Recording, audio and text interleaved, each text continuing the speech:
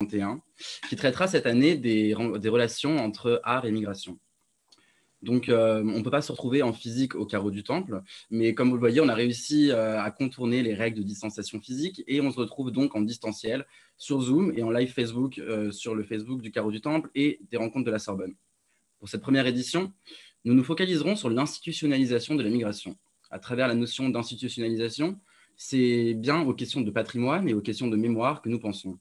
Les institutions culturelles et les institutions muséales, notamment, créent des récits qui viennent forger l'image d'une nation qui se construit sans cesse. Intégrer une œuvre d'art dans le patrimoine national revient à décider de la sauvegarder pour les générations futures. Il en vient de même quand les institutions culturelles s'emparent du phénomène migratoire et décident de le sauvegarder patrimonialement. C'est donc la question de sauvegarde et de patrimoine qui est en jeu ici. Mais la question qu'on se pose, c'est que sauvegarde-t-on réellement quand on expose la migration ? Ce soir, comme vous le savez aussi probablement, nous devions accueillir 3 invités, mais malheureusement, Clémentine Delis n'a pas pu être présente. Donc, nous sommes en présence de Samia Chabani et de Françoise Vergès. Merci à toutes les deux d'avoir accepté, d'avoir répondu présentes. Nous sommes ravis de pouvoir échanger avec vous sur la place de la migration au sein des institutions culturelles.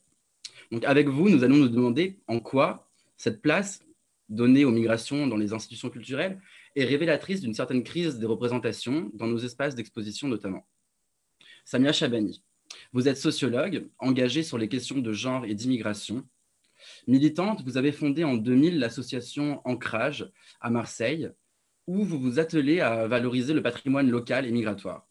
Vous avez également fait un premier travail de recherche sur les stratégies féminines d'intégration. Pour vous, il est important aujourd'hui d'inscrire les mémoires de l'immigration dans le grand récit national avec l'articulation des mémoires ouvrières, des mémoires industrielles et du postcolonialisme. Françoise Vergès, vous êtes une politologue, militante féministe et décoloniale. Vous avez également été enseignante et chercheuse et vous avez publié plusieurs ouvrages. Vous avez travaillé avec des artistes et vous cherchez avec eux des rapports de transversalité. Vous êtes la présidente de l'association Décoloniser les arts. Créée en 2015, c'est une association qui est un collectif d'artistes et de professionnels de la culture qui cherche à interroger le fonctionnement des institutions culturelles, à les redéfinir peut-être et interroger ces institutions qui sont encore héritières d'une certaine pensée coloniale. Et vous sortez demain votre ouvrage « Une théorie féministe de la violence ». Donc merci encore d'avoir accepté notre invitation pour cette rencontre. Pour ce format un peu particulier, nous vous permettons à vous, les internautes, de poser vos questions pendant tout le long du débat sur le live Facebook et aussi sur le Zoom directement, avec un système de vote. Nous, on se chargera pendant le débat de sélectionner 3 questions et on les posera pour vous, à nos invités. Donc avant de commencer, j'aimerais juste faire un petit point sur les termes. Pour nous, l'institutionnalisation de la migration se rapporte au phénomène d'intégration des récits sur la migration dans les musées et expositions notamment. On se pose la question de comment les arts et le monde de la culture s'emparent du fait migratoire pour venir calquer des représentations et au fond essayer d'expliquer ce phénomène. Puisque quand on parle de migration, nous parlons du phénomène politique de migration. C'est un terme politique fort qui renvoie au droit international et aux États, à des frontières qui sont brandies, qui se passent, se dépassent. Ça renvoie aussi à la notion de légalité ou d'illégalité, de qui a le droit ou non de vivre sur un territoire donné. Et ça renvoie aussi à la question d'identité. La migration englobe tout ça. C'est un terme assez vaste qui nie parfois les singularités de parcours et les ressentis humains. Donc, on a des lois qui érigent certains individus en légaux ou illégaux et les migrants sont chassés par la police et se retrouvent à vivre dans des conditions désastreuses. Pendant ce temps, les institutions culturelles se sont construites comme des espaces de création, de récits qui tendent à une certaine pédagogie objective. Et ce soir, c'est vraiment de ça qu'il s'agit. Pour commencer, Samia Chabani, j'aimerais vous demander si vous pouvez nous expliquer quel est votre rapport aux questions de patrimoine et de migration et en quoi cela est important pour vous. Alors pour moi, bonsoir à tous d'abord. Pour moi, la question des migrations, c'est une question d'héritage. Et c'est une question à la fois intime et une question collective. Alors, j'ai été très sensibilisée assez jeune puisque je suis moi-même issue des migrations et que mon père a travaillé sur la fameuse île Seguin à Renault-Billancourt, à Noès parmi d'autres, mais c'est ce lieu-là qui a été choisi il y a quelques années, ou en tout cas qui a été en réflexion concernant un hommage, une restitution de l'histoire des migrations en France. Le choix de l'usine et de l'île Seguin a été d'une certaine manière une préfiguration du Musée national d'histoire de l'immigration qui, comme vous le savez aujourd'hui, est au Palais de la Porte Dorée. Mais donc c'est une étape importante pour moi qui m'a sensibilisée assez jeune sur la question des migrations.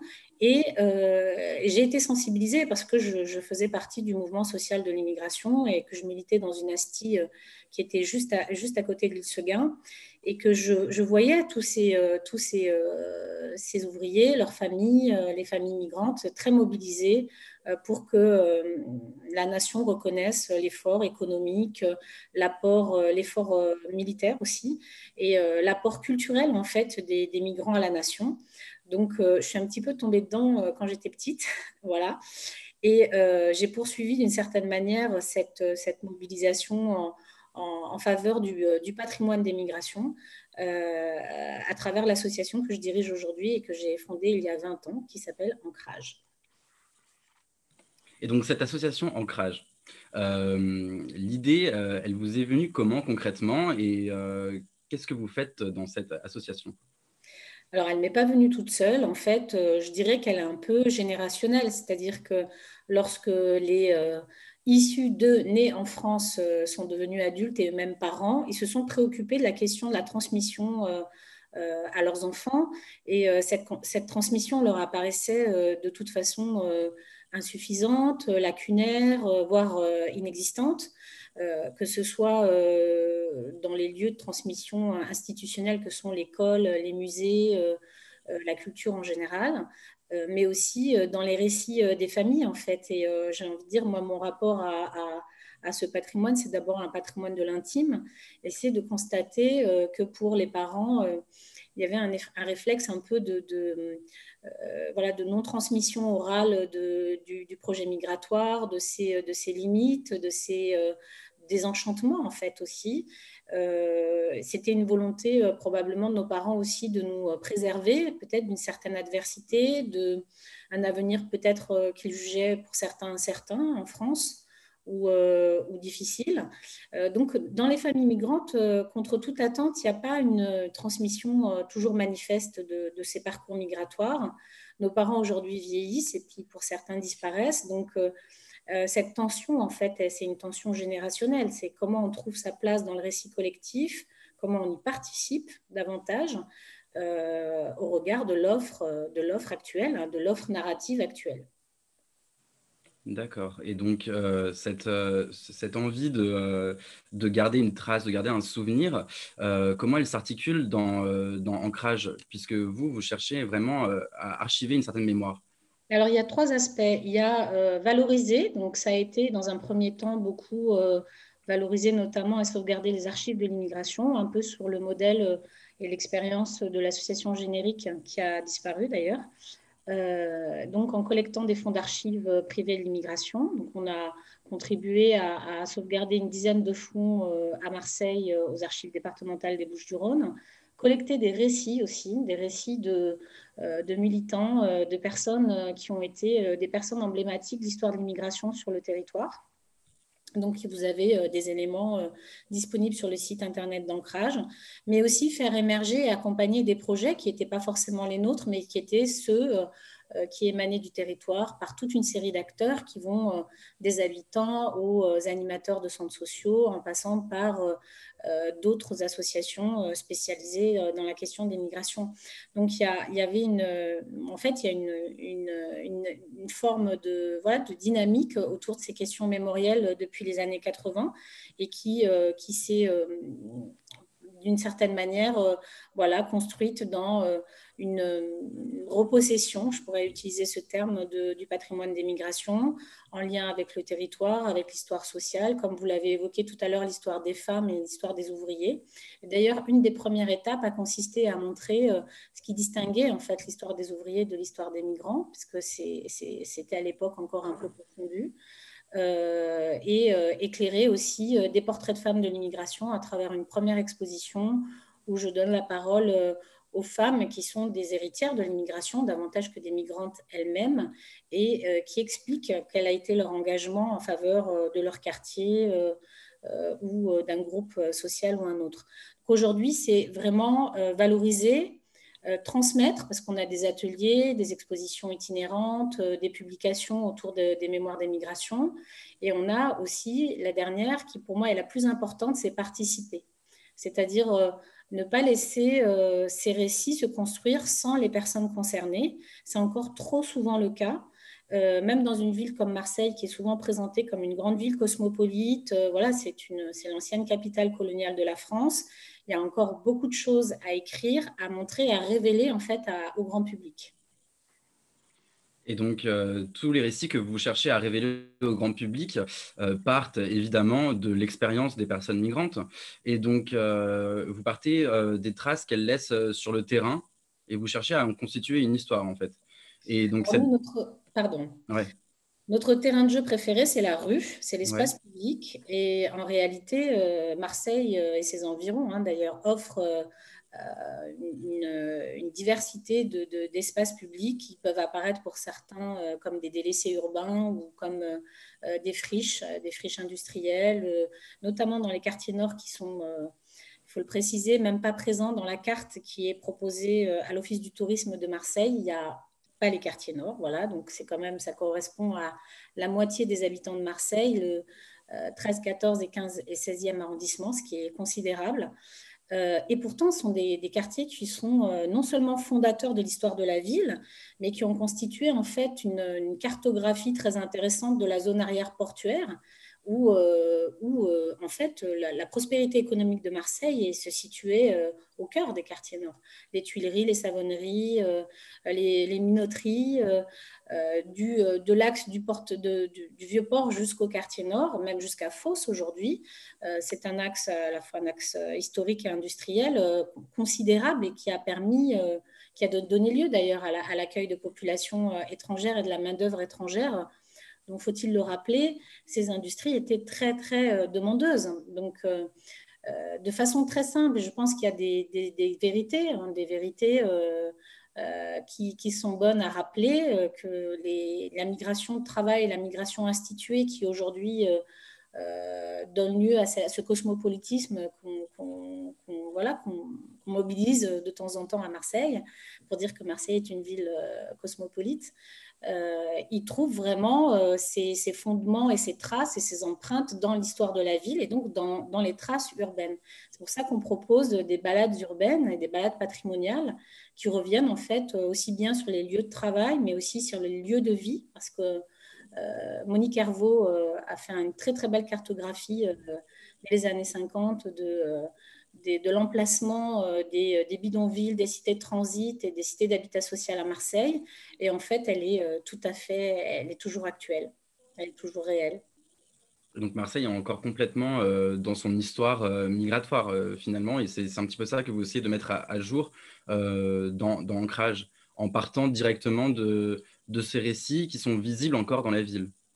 Alors, ces récits, ces traces plurielles, il n'y a pas Ouais. il n'y a pas que des récits, il y a les archives qui éclairent bien cette dimension, la dimension que j'évoque, et aussi dans une dynamique de transmission, parce que moi, je suis toujours assez stupéfaite de voir que les jeunes Marseillais ne connaissent pas l'histoire de leur quartier, qu'ils ont l'impression que les cités d'habitat social ont été toujours là, alors que leurs parents, pour certains, ont grandi dans des bidonvilles ou des camps, quoi.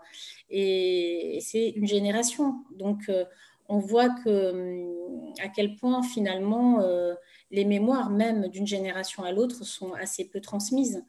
Et je pense que c'est très important de revenir sur ces questions-là dans une logique d'éducation populaire et pas seulement de patrimonialisation, parce que les lieux sont des lieux à mémoire multiple et donc traverser la ville, des grilles du parc Chanot qui a accueilli les expositions coloniales au pied de la gare Saint-Charles, dont on a encore récemment parlé pour ces allégories des colonies, jusqu'au quartier nord, on a en fait des récits pluriels, multiples, qui permettent de comprendre et d'appréhender l'histoire de Marseille. D'accord. Donc, vous partez vraiment de la ville, de la cartographie de la ville. Et ça, je trouve ça vraiment très intéressant. C'est une démarche qui s'inscrit quand même dans une certaine transversalité, puisque vous ne voyez pas du tout en fait, les migrations en surplomb avec un regard ascendant. Vous cherchez à partir des migrations elles-mêmes et des traces et des ancrages qu'elles laissent dans la ville, ainsi que des personnes migrantes. Et ça m'emmène, Françoise Vergès, à vous demander en quoi la recherche de transversalité, c'est quelque chose qui est primordial quand on essaie de construire un récit, notamment par exemple dans les espaces muséaux. En quoi le choix de la personne qui vient raconter des récits, par exemple sur l'immigration, est un choix qui est politique et un choix qui est important. Bon, tout d'abord, merci. Et puis vraiment, Merci de m'avoir invitée. J'étais très heureuse, je suis très heureuse d'être aux côtés de Samia et j'étais très intéressée par ce qu'elle dit et qui est en rapport peut-être avec votre question. C'est-à-dire, pourquoi il y a du silence, pourquoi il y a du silence même dans les familles, pourquoi on ne raconte pas des histoires. Et donc les difficultés de transmission du coup, l'ignorance qui se fait, ce qu'elle raconte, que des jeunes générations ne savent même pas du tout ce qu'ont été même leurs parents ou leurs grands-parents, quoi. On n'est pas en train de parler de siècles passés. Et cette nécessité d'éducation, c'est en relien justement avec votre question de transversalité. C'est absolument essentiel. Comment a été fabriquée la fragmentation des mémoires, la fragmentation des histoires. Et là, donc la nécessité de remettre une méthode de transversalité. Vous voyez, une méthode qui met tous ces liens ensemble et qui ne regarde pas simplement dans la méthode historique dominante, hégémonique occidentale, par tranche de période ou par tranche d'origine, par exemple. Alors du coup, là, l'immigration algérienne, on ne va pas regarder qu'au même moment, il y a aussi des immigrations qui arrivent de Guadeloupe et de Martinique et de Réunion, et comment tout ça va marcher ensemble, si vous voulez. On ne va pas regarder tout ça, on ne va pas regarder comment se constituent des mémoires ouvrières immigrées qui mettent des communautés ensemble, qui ne vont pas les diviser. Donc, la transversalité, c'est aller au-delà du binarisme.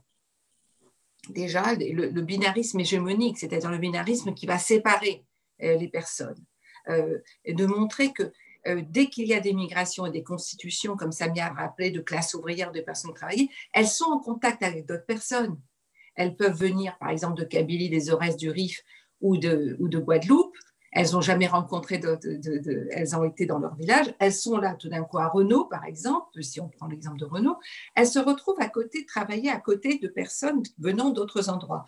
Et donc, cette constitution aussi de classe ouvrière transversale, transnationale est extrêmement importante et casse le récit binaire occidental. Donc, il y a une première chose dans la transversalité, c'est de casser ce binarisme. Hein, quand il est hégémonique, et qui empêche de voir justement tous les fils, toutes les choses qui se font. Moi, quand j'arrive en France dans les années 70, je vais être très proche de l'Union générale des travailleurs réunionnais en France, c'est-à-dire l'immigration réunionnaise.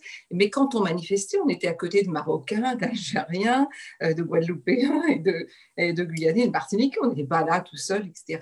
La deuxième chose, je pense, dans la transversalité, c'est qu'elle nous permet de dénaturaliser justement des identités, c'est-à-dire d'assigner des personnes dans une identité, dans un cadre, vous voyez, et qui sert d'une certaine manière une idéologie coloniale, hein, de séparer, de diviser les gens. Hein. Et donc, on cherche, par exemple, on sait pourquoi la France fait venir massivement des travailleurs, pour reconstruire la France, la fameuse France des 30 Glorieuses. Pourquoi elle fait venir massivement des personnes de la Réunion, de la Martinique et de la Guadeloupe? Parce qu'étant citoyens français, ils pouvaient travailler dans les services publics, ce que ne pouvait pas faire un Algérien, un Marocain ou un Sénégalais. Et donc, c'est aussi qu'on voit pas seulement le migrant, l'immigré arrivant et étant transformé en immigré, mais aussi ce qui a causé sa migration. La misère qui est organisée, le non-développement qui est organisé, la pauvreté des campagnes. Donc, on voit toute une... Donc, on évite comment dire, la fixation de l'identité immigrée. C'est une personne qui est venue d'un endroit et qui avait une famille, qui avait des liens, qui était... je ne sais pas moi, qui était dans le Rif, agriculteur ou berger. Enfin, je veux dire, c'est des histoires. Ça ne commence pas en arrivant. Donc ça, c'est la transversalité. Sur la question du choix de la personne, toujours politique, évidemment, le choix est toujours politique. Pour les personnes qui s'intéressent justement à casser un récit hégémonique, linéaire, binaire, c'est de faire entendre la pluralité des voix. Les voix, c'est-à-dire il y a des destins singuliers, incroyablement. Si vous arrivez en France et que vous avez 50 ans, ce n'est pas la même chose que si vous arrivez à 20 ans. Si vous arrivez un jeune homme, ce n'est pas la même chose. Si vous arrivez une femme célibataire, une femme mariée, tout ça, ça compte. Et en même temps, il faut toujours tenir compte de la communauté dans laquelle on va s'inscrire, dans laquelle on va se retrouver. Et donc, cette tension constante entre singularité et communauté est importante. Alors que le choix, comme vous dites, c'est un choix jusqu'à présent, hein, en France en tout cas, c'est les experts qui parlent et les immigrés sont des témoins, sont là pour soutenir le discours de l'expert. Et ils n'apparaissent pas comme des gens qui théorisent, aussi pour employer ce terme, qui analysent, qui ont un savoir sur leur situation et leurs conditions. On les fait apparaître comme témoins. Donc, blablabla, bla, bla, bla, bla, et comme me disait un tel qui arrivait de Kabylie, da, da, da, da, da. Mais cette personne qui arrivait de Kabylie, la manière dont elle pose des questions, il faut l'entendre, il faut l'écouter parce que cette question est une question théorique, n'est pas une question ethnologique. Et donc le renvoi dans le choix, comme vous le dites, le renvoi de la parole à de l'ethnographie, ou du témoignage est un maintien de ces personnes dans une position subalterne. Et cette absence d'espace pour théoriser le fait migratoire chez les personnes migrantes dans la création de récits dans les institutions culturelles, est-ce que vous pensez qu'il est encore très présent dans nos institutions? Puisque par exemple, on a un exemple d'institution culturelle qui a fait polémique quand elle a été fondée en 2007. Alors je sais qu'on en avait déjà parlé, mais c'est le Musée national de l'histoire de l'immigration, fondé en 2007. Et en fait, c'est un musée qui s'est accompagné de bon nombre de polémiques. Et alors qu'au départ, en fait, le musée de l'immigration, il a été présenté comme un lieu qui cherche à reconnaître les immigrés qui sont venus enrichir la France de leur culture. Mais de quoi cela est-il le symptôme et de quoi, en fait, pour vous, c'est révélateur? Déjà, dans la formule « enrichir la France de leur culture », c'est comme s'il y avait quelque chose, je veux dire, on apportait les épices à un plat qui était déjà fait. En fait, nous faisons le plat, c'est nous qui faisons la cuisine, hein, puis c'est bon, voilà. Donc déjà, il y a des formules déjà qui montrent une asymétrie. Mais sur le musée de l'immigration, ce qu'on peut dire, c'est qu'au départ, il y a toute une ambivalence, une ambiguïté. Je veux dire, on va faire un musée sur l'immigration à un moment où les lois contre l'immigration se multiplient. À un moment donné où le racisme, l'islamophobie émergent. Donc, et on ne confronte pas ces questions dans le musée. On fait du musée comme si c'était un passé, ces gens sont arrivés. Oui, bien sûr, il y avait de la misère, parfois ça a été terrible, mais c'est le passé. Et aujourd'hui, on peut célébrer le fait, les Français, ce qu'ils préfèrent, c'est le couscous, tout ça, c'est formidable, on est bien, on est ensemble. Et on fait disparaître le racisme structurel, le racisme systémique, l'islamophobie. Ça, c'est une première chose. La deuxième chose, je dirais que dans l'histoire du musée de l'immigration, il y a une chose qu'on oublie très, très souvent, c'est que le musée a été occupé pendant plusieurs mois par des sans-papiers. Et que pour moi, c'est le moment tournant. Et 4 mois, ils sont dans ce musée. Ils sont là en disant, mais vous avez un musée, mais nous, on est là. On n'est pas simplement des objets qu'on met sur les murs. Nous sommes là des personnes vivantes en ce moment en France. Donc, c'est quoi un musée qui transforme en objet comme de choses du passé des personnes vivantes là qui posent des questions sur la question de l'immigration? Donc ça, j'ai trouvé vraiment qui est importante. Et n'oublions pas que le ministre de l'immigration à l'époque était un certain Éric Besson, issu du Parti socialiste, et qui était le ministère de ce qu'on appelait l'immigration, de l'intégration et de l'identité nationale. Il faut qu'on se rappelle ces choses-là. Ce n'est pas simplement de l'histoire. C'est ce que je veux dire, c'est dans votre question, c'est qu'on comprenne la fabrication au fur et à mesure d'une idéologie et d'une mise en place qui transforme l'immigration en un objet de musée et non pas comme une question politique et culturelle qui se pose à notre société aujourd'hui tous les jours. Donc, il y a aussi un peu une côté, c'est quand même, ça se met dans le musée des colonies, et c'est une question, je veux dire, c'est un paradoxe qui ne se résout pas. Le musée lui-même est une archive coloniale. Je veux dire, on rentre dans cet endroit, c'est absolument insensé, quoi. Je veux dire, et c'est là-dedans qu'on fait ce musée. Alors que pour les arts premiers, on va construire un musée. Pour toutes les autres choses, on construit des musées. Celui-là, on le met dans le musée qui était le musée des colonies pour l'exposition coloniale de 1931. Il y a quand même quelque chose là dont on se dit, mais ces gens-là ne pensent pas, ou alors s'ils pensent, ils pensent d'une manière très étroite. Et donc, il y a cela. Il y a une question aussi dans le musée de l'immigration, c'est qu'est-ce qu'on considère comme des immigrés. Moi, je me souviens à une des réunions, au départ, il y a longtemps, j'avais dit, est-ce que vous considérez donc du coup les travailleurs engagés, c'est-à-dire les gens de l'Inde et de la Chine, et même certains du Maghreb qu'on a envoyés dans les colonies après l'abolition de l'esclavage, est-ce que vous les considérez aussi comme des immigrés? Ah non, non, non, non, non, ça, c'est pas considéré comme des immigrés. Ah bon, et pourquoi? Donc, il y avait aussi une conception de ce que c'était que l'immigration qui effaçait même l'histoire dans les colonies, c'est-à-dire l'histoire d'avoir envoyé des gens de l'un à l'autre. Et donc, il y avait ça, et il y a aussi un manque profond dans cette musée de l'immigration, c'est la racialisation du travail. C'est-à-dire que les gens qu'on fait venir, c'est des gens qui vont être OS, hein, des travailleurs non spécialisés, qui vont faire le travail sale, enfin, non, et moins rémunéré. Et donc, il y a une question dans cette migration qui est vraiment pas mise de côté. Donc, il y a vraiment, au départ, ce que ça révèle, puisque vous me demandez ce que ça révèle, la question non résolue de la question de la migration en France. C'est-à-dire qu'on ne veut rien savoir. Je veux dire, l'État français ne veut rien savoir.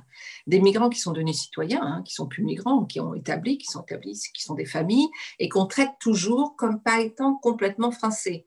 Et donc, qu'est-ce que c'est que la France? Qu'est-ce que c'est qu'être français? Qu'est-ce que c'est qu'être migrant?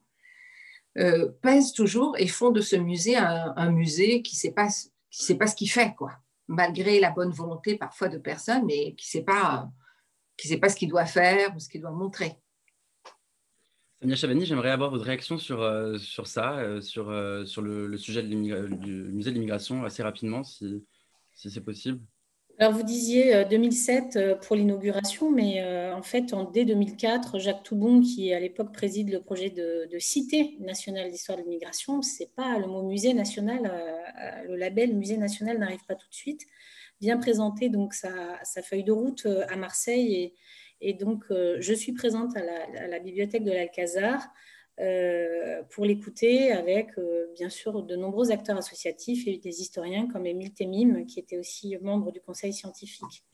Et ce qui est très intéressant, c'est que, bon, je ne reviendrai pas sur ce qu'a évoqué Françoise Vergès sur le choix du lieu du Palais des Colonies, du Palais de la Porte Dorée, et de sa façade qui est à la fois monumentale et extrêmement intéressante du point de vue historique. Pour ce qui concerne Marseille, pour moi, dès le départ, le Musée national d'histoire de l'immigration devait travailler en lien avec les territoires. Et c'était l'objet de ma présence dans la salle. Et aussi avec, comme je le disais tout à l'heure, un ensemble de lieux et d'espaces à mémoire multiple, parce que c'est devenu un lieu de fête à mémoire multiple, le Musée national d'histoire de l'immigration. Donc, comment on le traite? Eh bien, ça s'applique un peu à tous les espaces et à tous les lieux. Du point de vue marseillais, pour moi, il est important d'avoir un vrai lieu de narration, pas forcément un musée, mais moi, en tout cas, je milite depuis 20 ans pour qu'il y ait un vrai lieu de narration sur l'histoire du peuplement de la ville, spécifiquement traité non pas comme une thématique temporaire, comme c'est souvent le cas dans les musées ou à l'occasion de grands événements comme Marseille, capitale européenne de la culture, mais vraiment dans une sorte de permanence, d'abord parce que l'immigration, sont pas prêtes de s'arrêter et que ça va être vraiment un travail au long cours, mais aussi pour justement offrir un écrin de participation aux habitants. À Marseille, aujourd'hui, on a une proportion de personnes issues des migrations italiennes, espagnoles, arméniennes, algériennes, marocaines, énorme, hein, très importante. Donc, avoir un vrai lieu dédié qui puisse être animé par les acteurs associatifs qui travaillent sur ces questions-là, moi, je pense que c'est incontournable à Marseille, d'autant que les espaces dédiés dans les musées, que ce soit dans le musée de la ville ou dans le musée de société qu'est le MUSEM, par exemple, ce ne sont pas des narrations qui sont permanentes, hein. Donc, je pense que vraiment sortir de ce traitement un peu lacunaire ou caractérisé par le temporaire, comme je vous disais dans ma réponse par écrit, c'est que cette notion de temporaire qui dure, on l'a vécu dans la question du logement social. On l'a vu aujourd'hui dans la question du patrimoine, et c'est quand même assez incroyable. Et ce qui nous a permis de faire avancer finalement cette cause qui est celui du patrimoine des migrations, c'est d'abord parce qu'on est très ancré dans nos territoires et dans l'histoire des gens, tout simplement, des habitants, que ça fait sens en fait pour les habitants, mais aussi que des travaux de recherche, et je salue en tout cas la contribution de Françoise Vergès, il y en a aussi d'autres, qui ont permis de faire avancer ces questions-là, parce qu'il y a 20 ans, quand on crée Ancrage, on ne parle pas spécifiquement de migration post-coloniale, parce que c'est quasiment un motif de mise au banc, en fait, des institutions.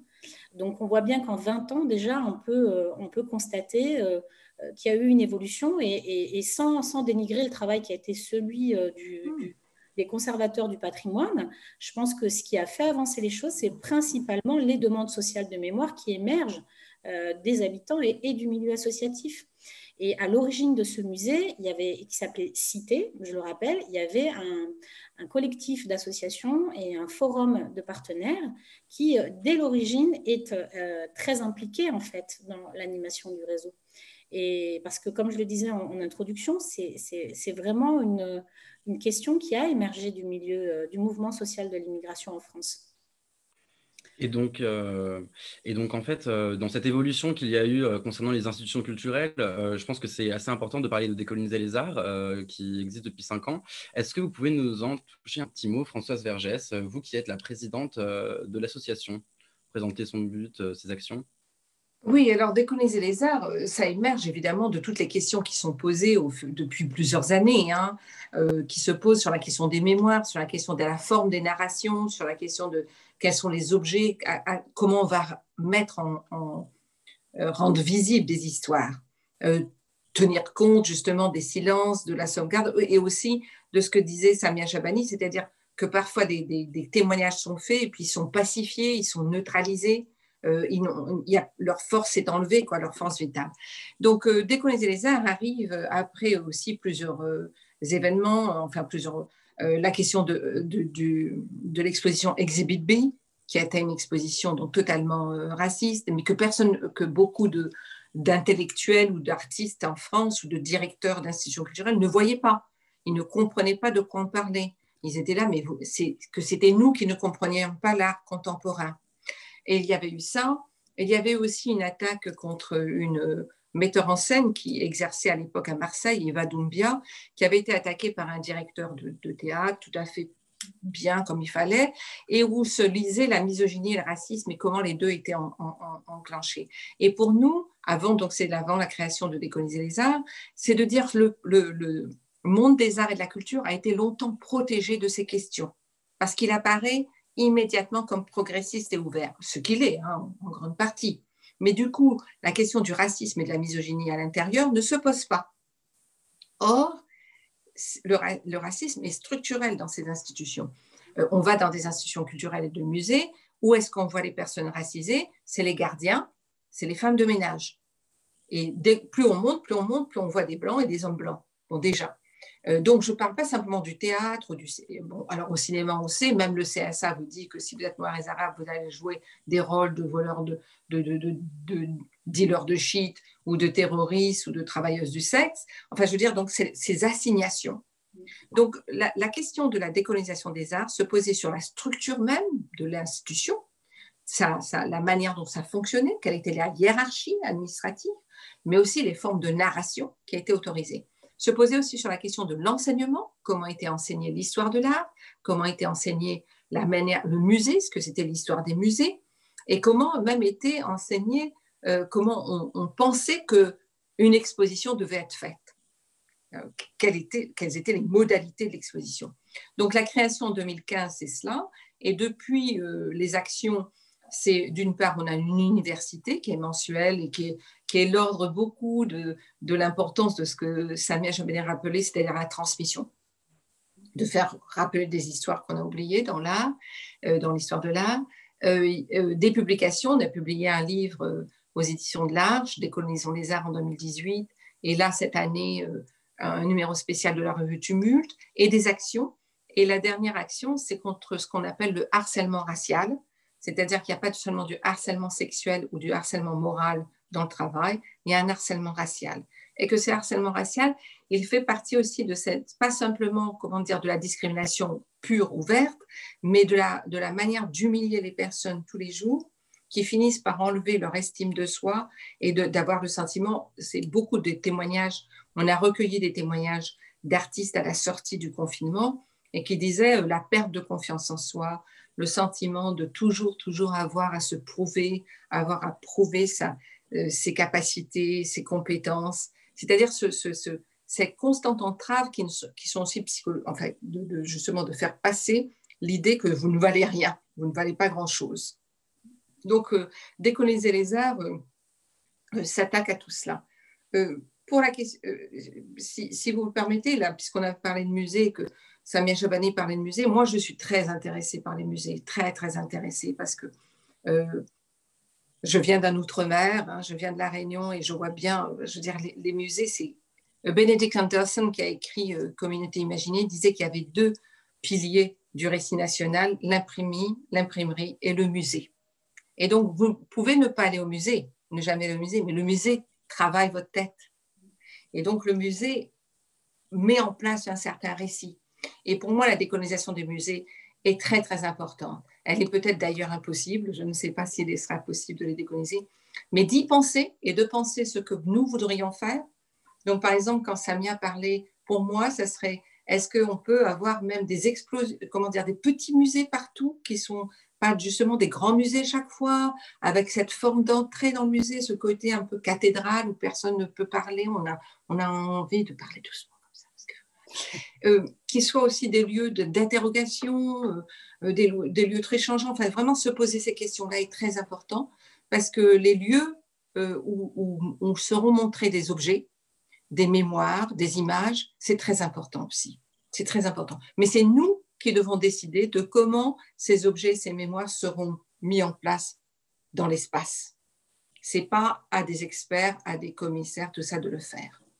Et donc ça, dans un contexte actuel, avec des débats qui se multiplient sur les questions de culture, d'appropriation, de réappropriation de culture, de restitution d'œuvres, d'identité, en somme, cette question est plus primordiale de comment est racontée l'histoire. Et donc, est-ce que vous pouvez nous dire un petit peu où en est la France, en fait, ainsi que ses institutions culturelles par rapport à concrètement l'histoire des migrations? Est-ce qu'il y a un moyen, est-ce qu'il y a pour vous une entreprise qui parvient à avoir des récits qui divergent dans les institutions culturelles ou pas du tout? Je pense que ça vient d'en bas, ce qu'on dit. Ça vient vraiment de toutes les associations. C'est là que ça se passe. C'est là le dynamisme.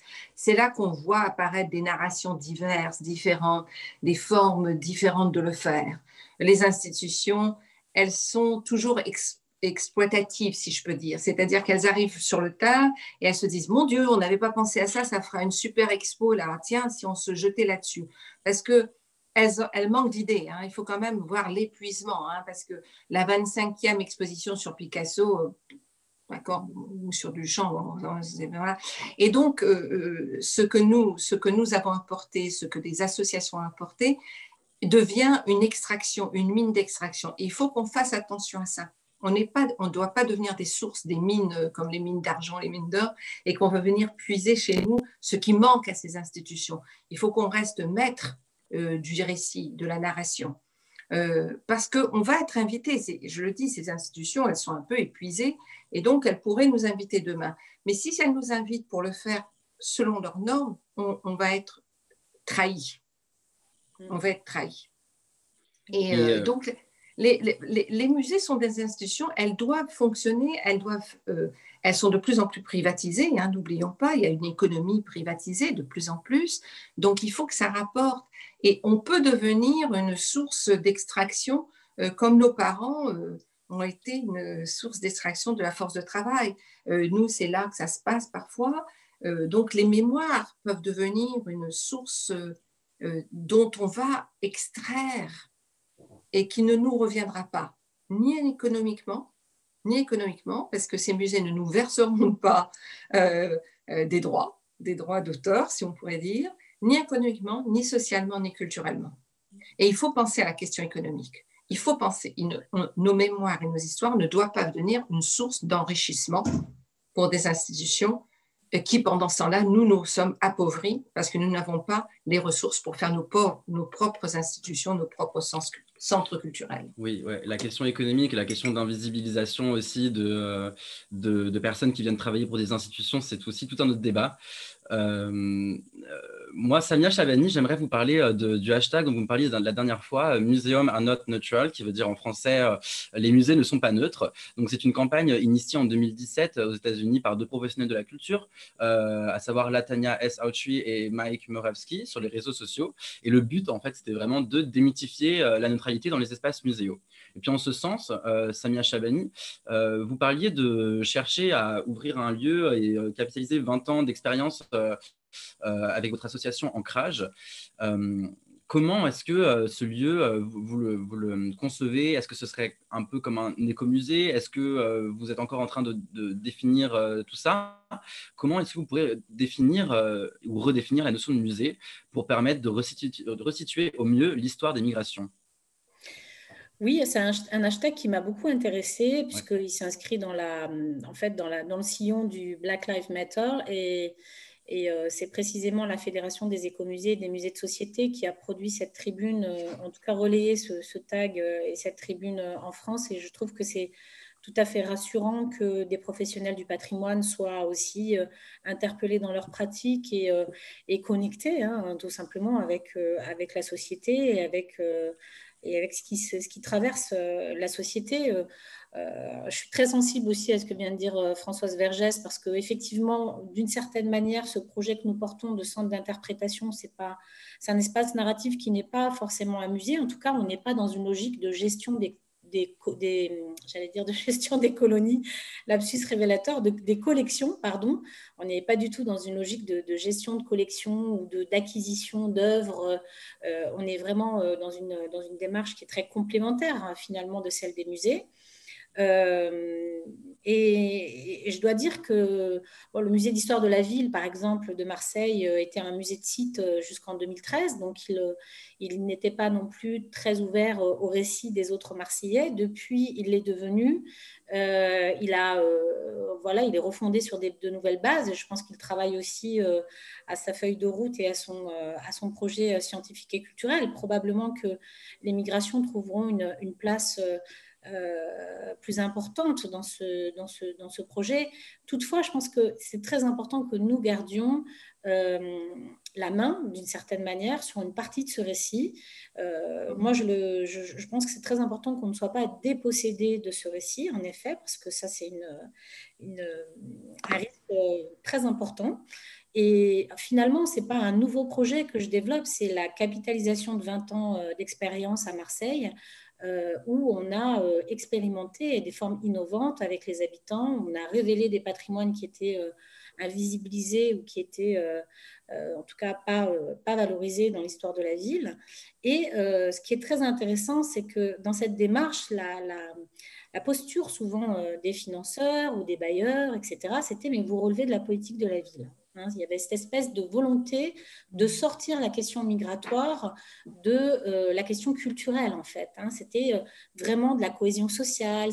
On voit bien comment, par cette forme d'exclusion, finalement, on nous assigne à des logiques de quartier, à des logiques qui sont des logiques qui relèvent du traitement social de l'immigration, et donc on nous garde un peu à la marge. Sauf que effectivement, moi, je m'autorise à penser l'objet migratoire comme un objet patrimonial, et notamment, comme je vous le disais tout à l'heure, comme un héritage qui est vraiment le mien.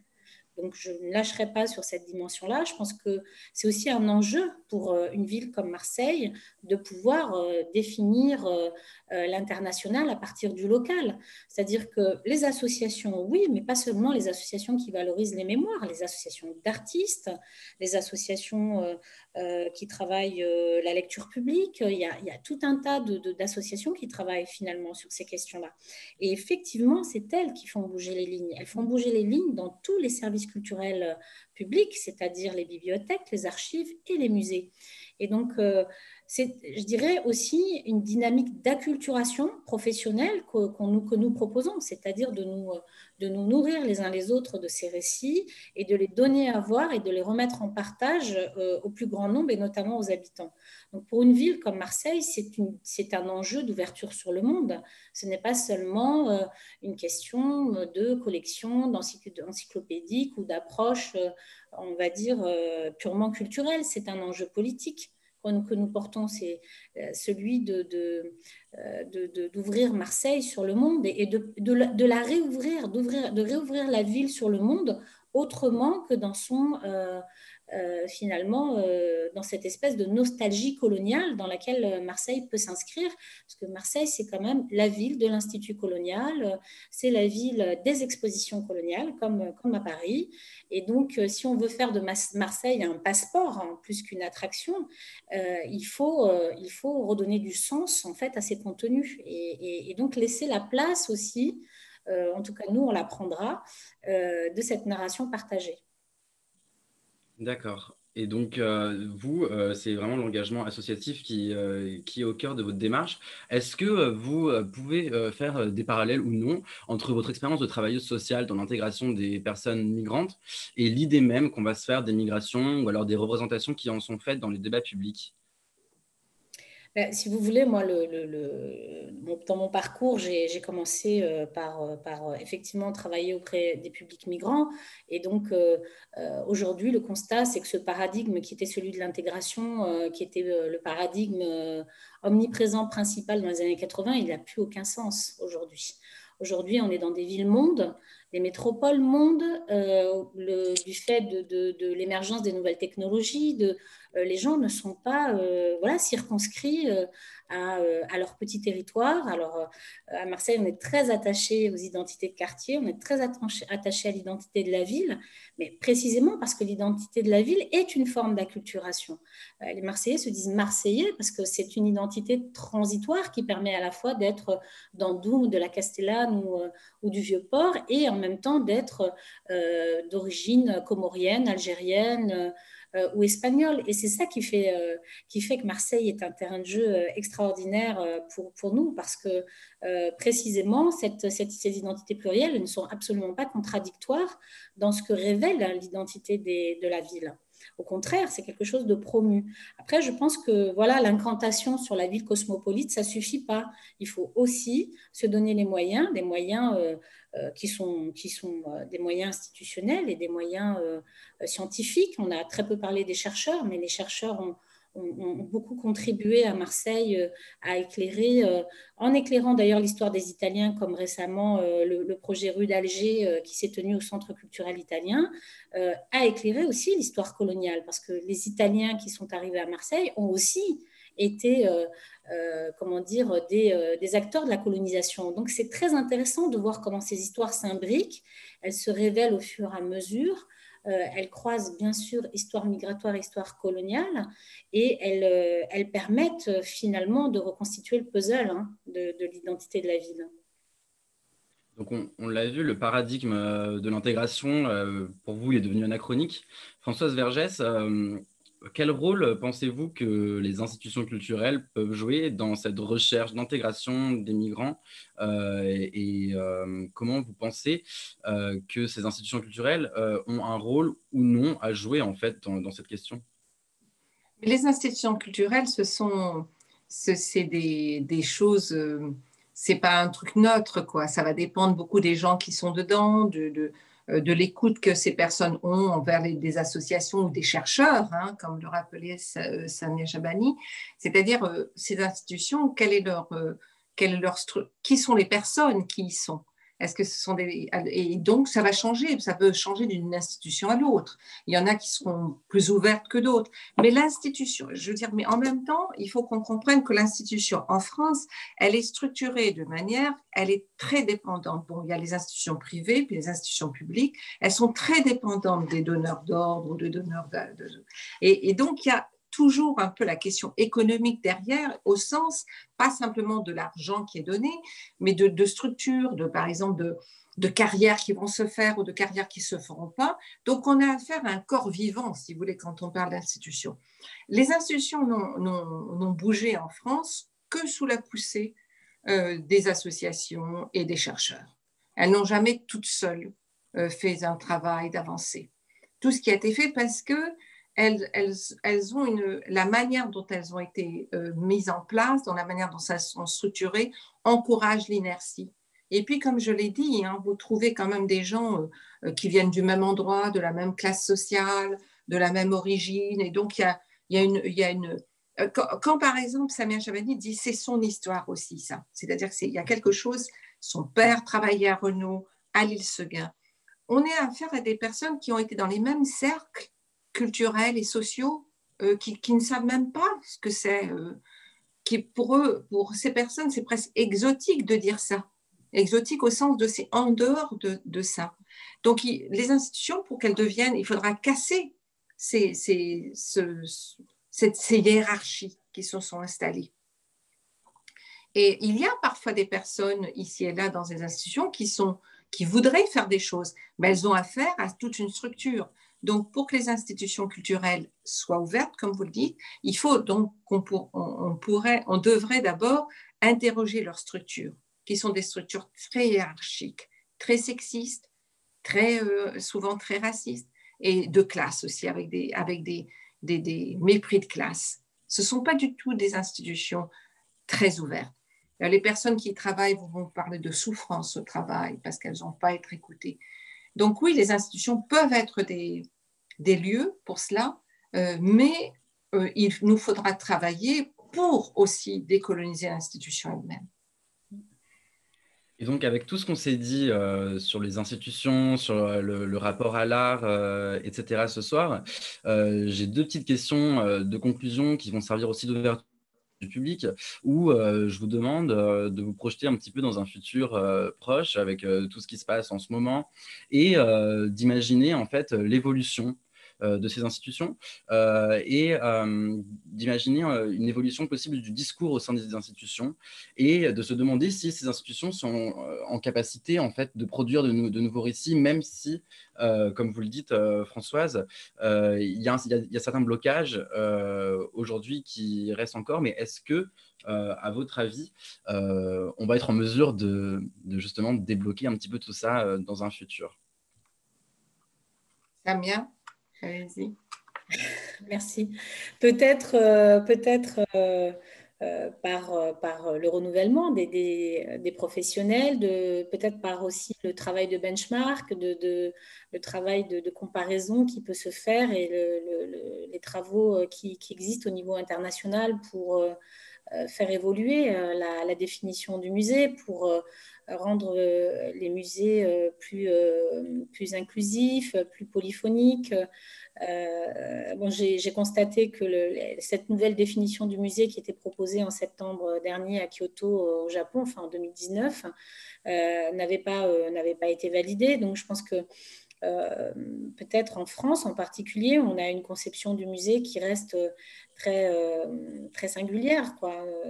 Donc, moi, je suis très confiante sur la façon dont les jeunes conservateurs, archivistes, bibliothécaires aussi interagissent sur leurs institutions. C'est une dimension forte. Dans la façon dont moi, en tout cas, je peux les sensibiliser sur le fait que je ne suis pas un rabatteur de public, parce qu'ils sont eux-mêmes pris dans des logiques de fréquentation de leur lieu. Et le partenariat qu'on a avec eux aussi leur permet de comprendre que la question migratoire, ce n'est pas soit la collection ou la fréquentation des publics migrants ou éloignés de la culture dans leur lieu. Il faut qu'ils envisagent les coproductions possibles avec les acteurs associatifs, avec des associations communautaires aussi. Hein. C'est vrai qu'on l'a peu évoqué, mais on est d'ailleurs associé à différents partenariats avec le musée d'histoire de la ville ou avec le MUSEM, je veux dire, et même avec le FRAC. Je pense que en fait, toutes les institutions patrimoniales essaient en interne, en tout cas dans les équipes, de faire bouger les lignes et de faire progresser cette conception du musée. Je suis aussi tout à fait consciente de l'inertie qu'il peut y avoir pour toutes les raisons qu'a évoquées Françoise Vergès et sur lesquelles je ne reviendrai pas. Donc moi, mon propos, il est situé dans celui de la vie associative locale, d'une association ancrée sur son territoire et en articulation avec les habitants.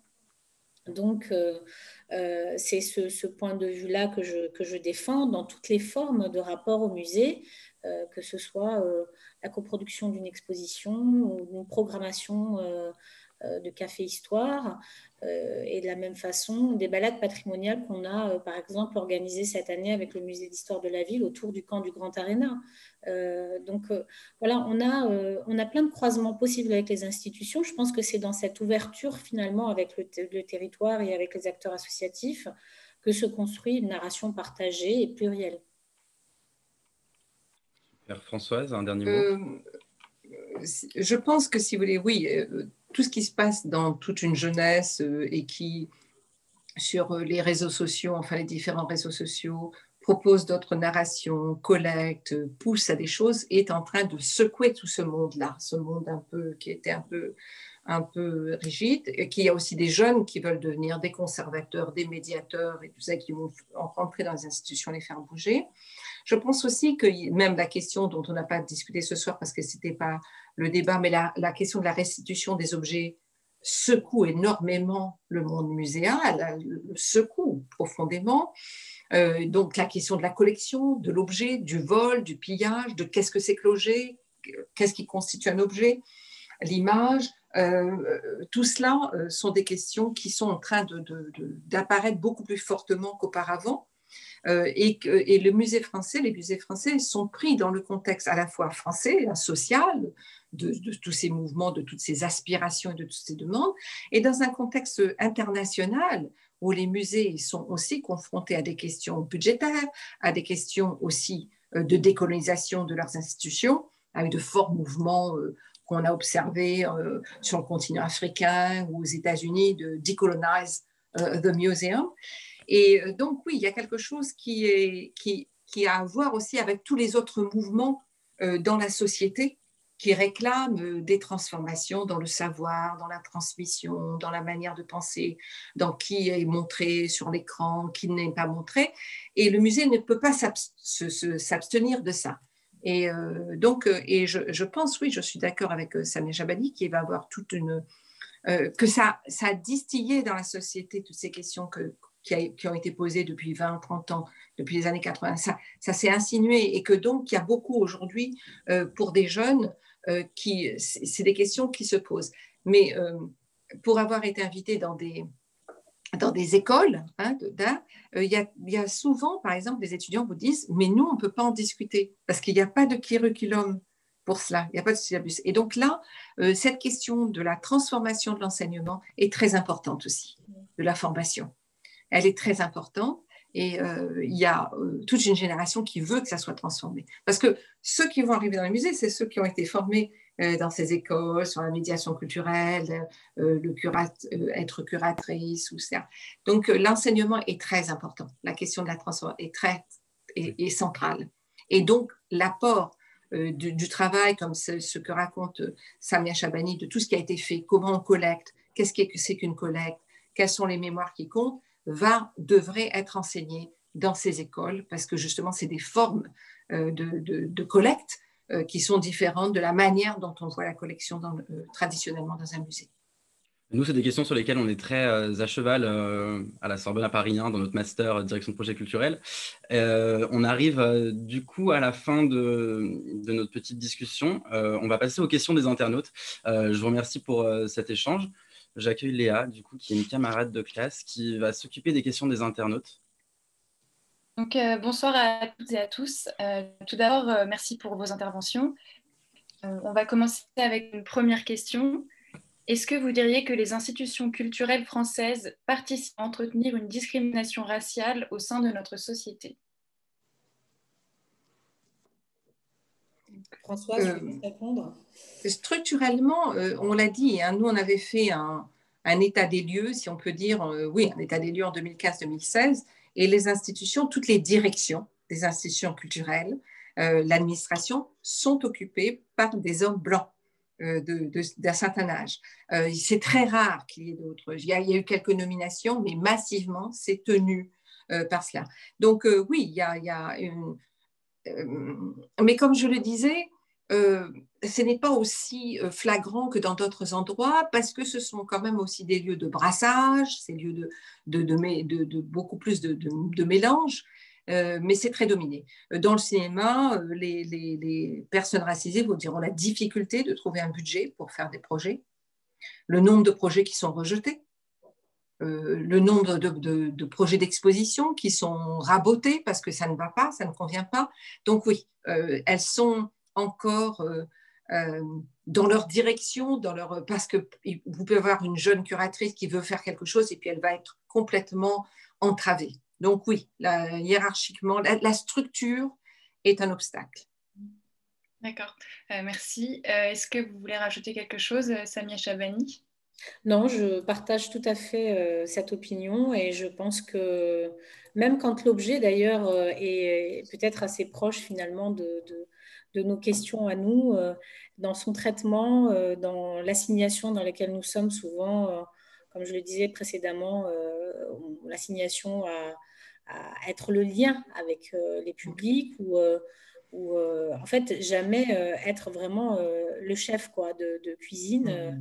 Il y a une façon de nous encadrer, de nous assigner qui est manifeste, quoi, qui est manifeste. Très bien, merci. On va passer à une deuxième question. Comment démocratiser les informations factuelles, historiques et actuelles alors que nous sommes dans un système qui tend à l'occultation des mémoires? Comment démocratiser les informations factuelles, historiques et actuelles alors que nous sommes dans un système qui tend à l'occultation des mémoires? Créez des associations, impliquez-vous partout où vous pouvez, engagez-vous en faveur de la mémoire d'un lieu, d'un quartier qui fait sens pour vous, pour votre famille, pour vos proches, pour vos camarades de classe. Je pense que c'est vraiment le maître mot, quoi. C'est s'autoriser à s'investir dans le récit. Et finalement, c'est beaucoup plus long que ce qu'on imagine, hein.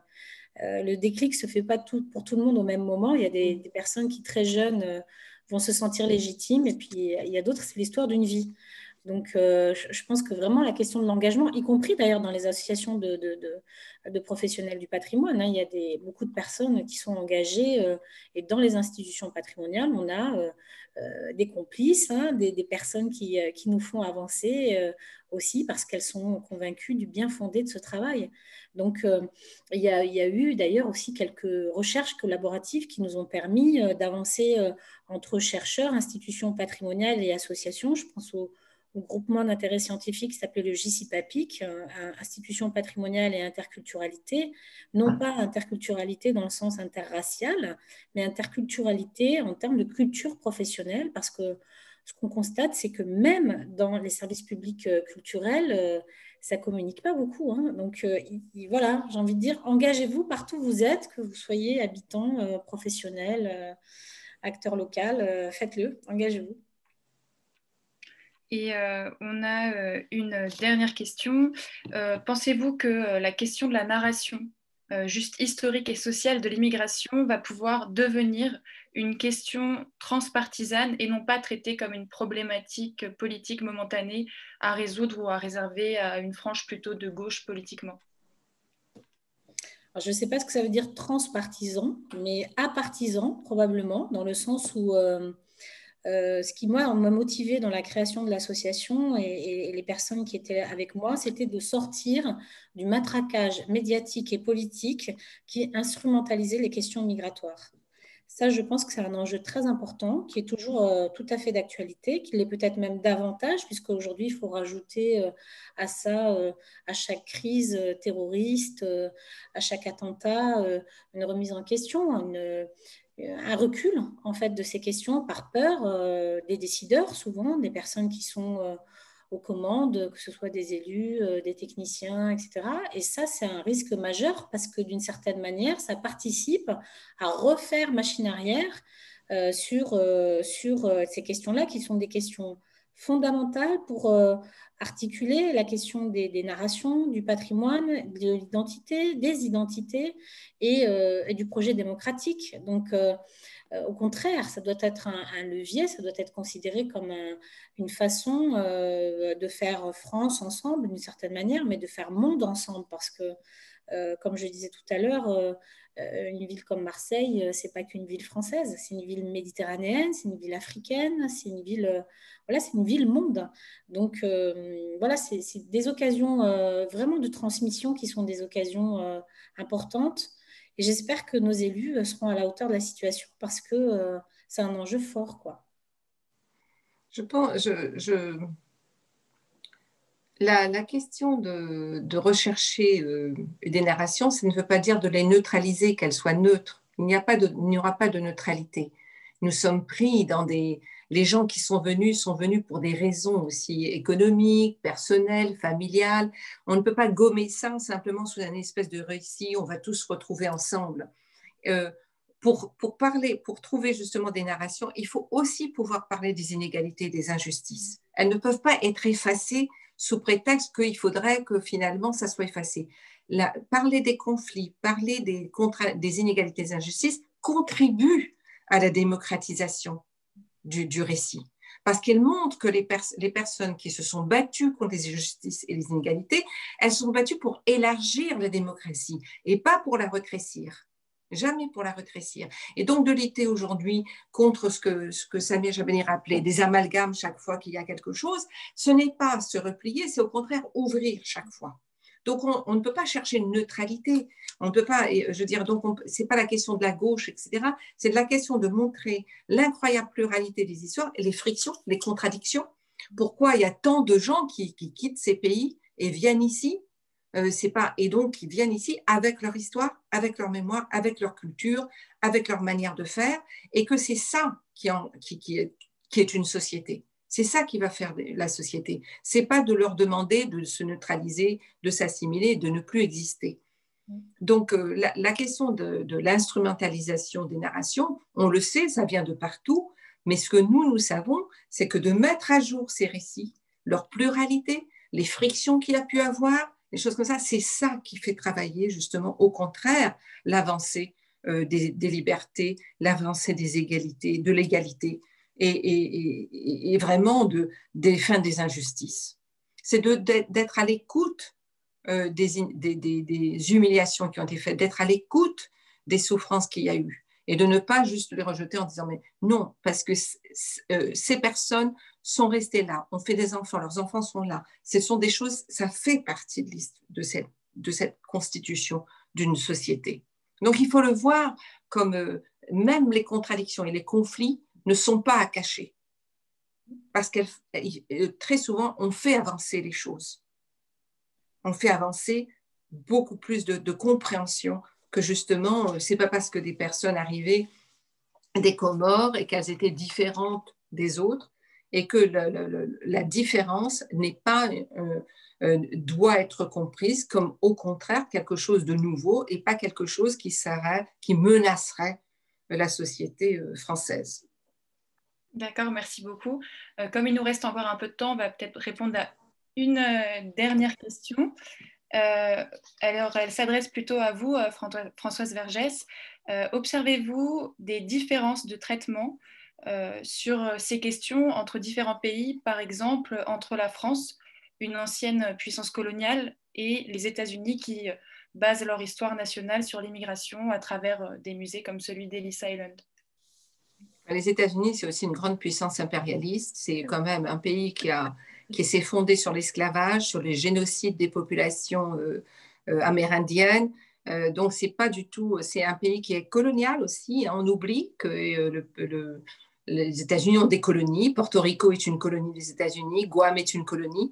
Hawaï est une colonie des États-Unis. Donc, la séparation comme ça, c'est plutôt que les États-Unis se sont construits comme pays de la liberté. Enfin, leur idéologie a très, très bien marché. Encore en ce moment, ça chancelle un peu. Mais la différence, si vous voulez, c'est qu'il y a beaucoup plus... par exemple, la communauté noire américaine a été beaucoup plus... a pu acquérir beaucoup plus d'autonomie économique et culturelle beaucoup plus tôt que les communautés ici, les communautés issues de l'immigration. Et donc, on peut avoir leurs journaux, avoir leurs chaînes de télévision, avoir leurs musées beaucoup plus tôt. Donc ça, c'est une chose, je pense que ça arrivera en France.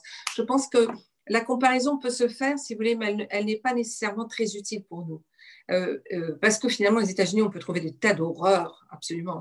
Je veux dire, c'est en ce moment en plus. Bon. Mais qu'est-ce qu'on peut faire ici dans l'histoire coloniale française et ce qu'elle a signifié, et donc quelle forme justement de narration.